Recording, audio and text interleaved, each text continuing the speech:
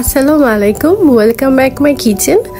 আমার কিচেনে খুবই ঝটপট করে কিছু ইজি রেসিপি আমি আজকে ট্রাই করেছি, যেটি ট্রাই করে আপনারাও অনেক হেলদি একটা ডেজার্ট বা ড্রিঙ্ক তৈরি করে নিতে পারেন। এমন একটা ড্রিঙ্কস যেটা খেতে খুবই মজাদার আর ছোট থেকে বড় সবার জন্য খুবই পারফেক্ট একটা এনার্জেটিক এবং খুবই ভিটামিনস আছে এই ড্রিঙ্কসে। অবশ্যই বাসায় ট্রাই করবেন। তবে এই ড্রিঙ্কসটা তৈরি করার জন্য নিয়েছি আমি কাঠবাদাম, খেজুর, অ্যাভোকাডো আর একটা কলা আর কিছুটা হানি আর 1 থেকে 1.5 কাপের মতো জাল করা লিকুইড দুধ। আর এই অ্যাভোকাডোটা যদি আপনার বাসায় না থাকে অ্যাভেলেবেল, তাহলে অ্যাভোকাডোটা আপনি স্কিপ করতে পারেন। তবে এই ড্রিঙ্কসটা তৈরি করার জন্য অ্যাভোকাডোটাই বেস্ট। ম্যাক্সিমাম টাইমই আমরা দেখা যায় সকালে একটা হেলদি ব্রেকফাস্ট আমরা তৈরি করি। সেই ব্রেকফাস্টে কিছু খেজুর রাখতে পারি, ব্যানানা রাখতে পারি, দুধ রাখতে পারি। তবে সবগুলো যদি মিক্স করে এইভাবে একটা ড্রিঙ্কস তৈরি করে নেন, তাহলে কিন্তু নিমিষেই আপনি খেয়ে ফেলতে পারবেন সব রকম উপকরণ একসাথে, একটা মজাদার ড্রিঙ্কস। আর সাথে তো থাকছে প্লাস প্রোটিন, প্রচুর প্রোটিন। বলতে আমার কাছে খুবই ভালো লাগে এই ড্রিঙ্কসটা তৈরি করতে, কারণ এত হেলদি আর খুবই সিম্পলি তৈরি করার জন্য খুব বেশি সময়ও লাগে না। অ্যাভোকাডোটা একদমই পাকা পাকা মানে খেতে ভালো লাগে। এটা যে কাঁচাটা থাকে সেটা খেতে একটুও ভালো লাগে না, একটু তিতা তিতা লাগে।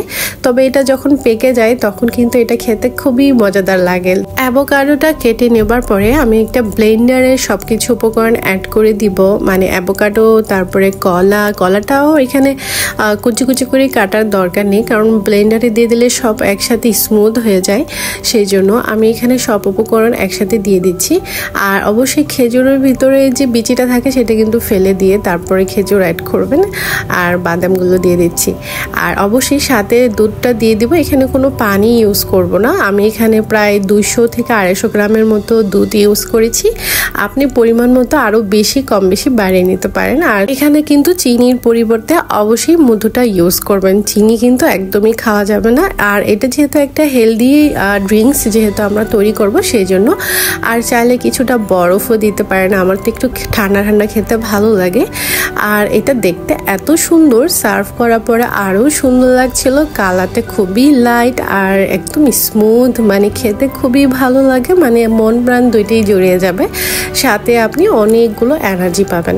বাসায় যদি কোনো মুরব্বি থাকে তার জন্য এই ড্রিঙ্কসটা তৈরি করে দিবেন, দেখবেন তারও খাওয়ার পরে অনেক এনার্জি চলে আসবে। তবে যাই হোক, আজকের রেসিপি কেমন লাগলো অবশ্যই কমেন্টস করে জানাবেন। আর এটা তো এত মজাদার ছিল যে এক সিপেই আপনি সব খেয়ে ফেলতে পারেন। আজকে এই পর্যন্তই, ধন্যবাদ সবাইকে।